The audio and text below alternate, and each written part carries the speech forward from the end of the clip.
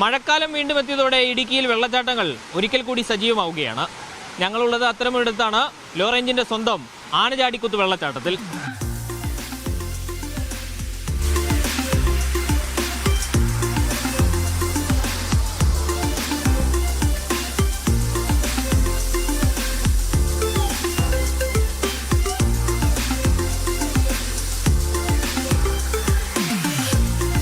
മഴ കനക്കുന്നതോടെ പാറക്കെട്ടുകളിലൂടെ പതഞ്ഞിറങ്ങുന്ന വെള്ളം, പച്ചപ്പിനിടയിലൂടെ വെള്ളിനൂൽ പോലെ ഒഴുകിയെത്തുന്ന നീരൊഴുക്കുകൾ.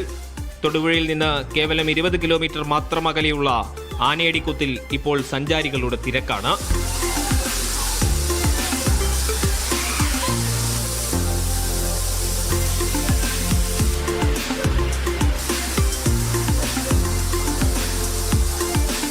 വേനലിൽ നേർത്ത് അരുവിയായി മാറുന്ന വെള്ളച്ചാട്ടം മഴക്കാലത്ത് പൂർണ്ണ ശക്തിയിലേക്ക് എത്തുന്നു.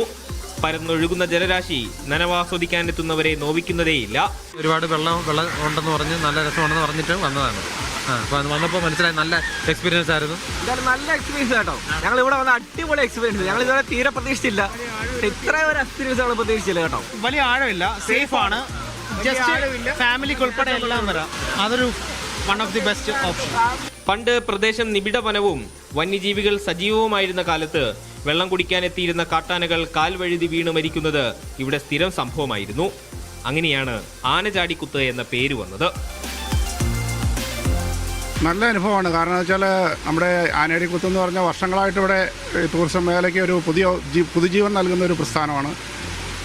വിദേശികളും സ്വദേശികളും അനേകം ജനങ്ങൾ ഇവിടെ വന്ന് ഇത് ആസ്വദിച്ച് പോകുന്നുണ്ട്. എൻജോയ് ചെയ്യാനും റിലാക്സ് ചെയ്യാനും ഏറ്റവും നല്ല അവസരമാണ്.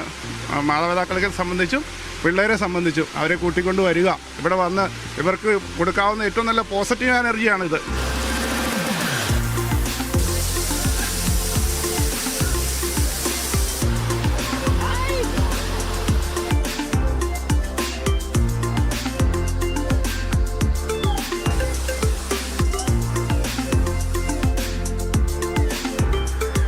ഇരുണ്ട ഇലച്ചാർത്തുകൾക്കിടയിലൂടെ ജലം പതഞ്ഞൊഴുകിക്കൊണ്ടേയിരുന്നു. ആനയാടിക്കുത്ത് സഞ്ചാരികളെ മാടി വിളിക്കുകയാണ്. പ്രകൃതിയുടെ ഗർഭാശയത്തിലേക്കുള്ള മടങ്ങിപ്പോക്കെന്ന പോലെ. ഷെറിൻ മോഹനോടൊപ്പം മുഹമ്മദ് ആഷിഖ്, മീഡിയ 1 ഇടുക്കി.